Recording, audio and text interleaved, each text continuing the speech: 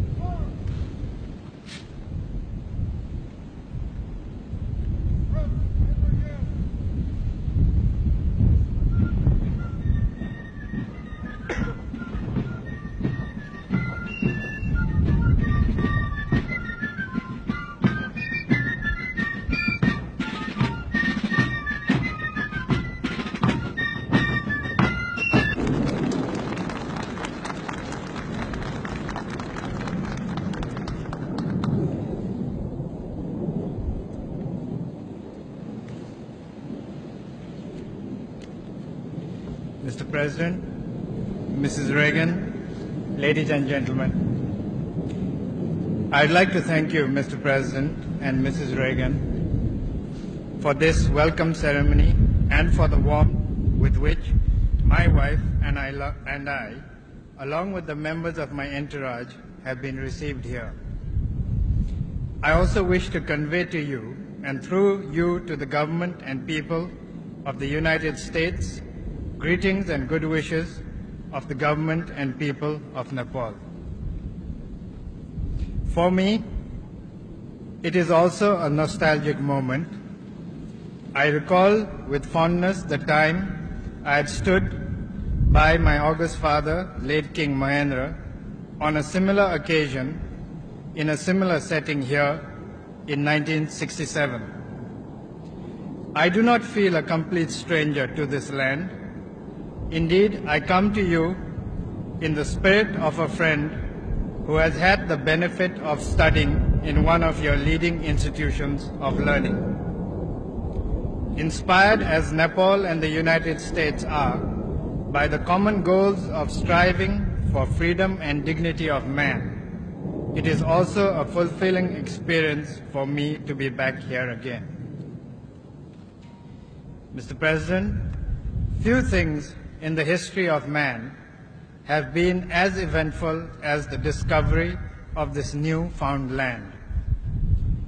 It gave birth to a republic known not only for its inspiring ideals, but also for the most epoch-making feats of scientific endeavor. Viewed from this angle, America stands on the very forefront of modern history.